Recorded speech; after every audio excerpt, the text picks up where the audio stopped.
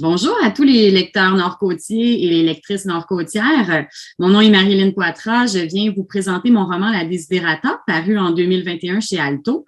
Un livre assez étrange, intense et dense, un peu exigeant même pour les lecteurs, très différent des autres livres que j'ai écrits. C'est un roman dont j'ai entamé l'écriture en 2014 au retour d'un voyage dans la France rurale, dans les petits villages, avec des goûts, des parfums et des accents en tête.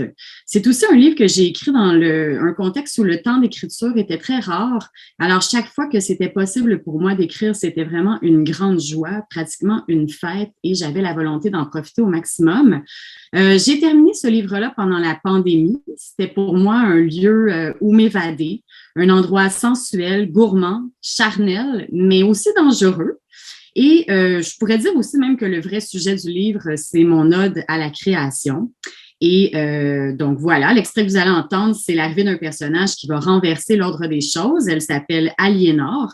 Je vous souhaite une très bonne écoute et j'ai bien hâte de vous retrouver à cette île. Après avoir enveloppé la hure dans un torchon, le père l'a ficelée avec une corde attachée du groin au collet pour que la tête conserve son tonus. Il descend au cellier et lire quelques bouteilles. Plonge un magnum de champagne dans de la glace concassée. La maison sent bon, un fumet de viande de tête. L'œil du père balaie la croupe de la bougraise sans s'attarder. Son cœur bat un rythme de polka endiablé. Lorsque la hure est prête, on la sort du four. On dirait un blessé de guerre avachi sur un brancard. La déficeler. Enfoncer des truffes dans les orbites, redresser les oreilles blanchies, enfouir une poire dans la gueule de la bête, monter la pièce dans les règles de l'art.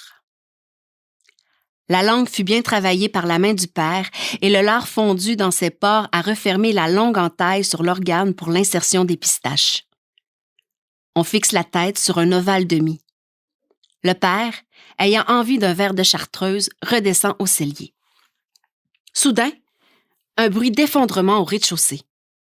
La bougraise a fait tomber une chaise. Entre la peinture de Baudréaz et l'horloge grand-père arrêtée à l'heure de la mort de Pampelune, Gentil vacille. On pourrait croire qu'il a entrevu le fantôme de celle-ci. Dans l'embrasure de la porte, Aliénor sourit malicieusement. Elle observe un moment le père, qui la dévore déjà du regard, puis admire la pièce de viande des grands jours dont la langue sortie sur le côté rappelle la grimace des dépravés au moment de jouir.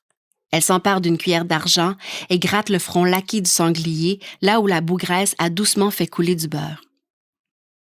Elle avale d'un trait le verre de chartreuse du père, salue ses hôtes et s'assied au bout de la table face à la hure à la place du patriarche. Venue de la forêt, une voix se coule par la fenêtre et murmure à son oreille des choses qu'elle seule peut entendre. Entre à Noirax, Aliénor. Allez, mange, goinfre-toi. Siffle le champagne, croque la poire chaude, mord dans la chair, lappe le gras brûlant. Prends tout ce qui de la corne d'abondance se rendra à ta fourchette et ne remercie personne. Tu es ici chez toi, bienvenue dans la malmaison.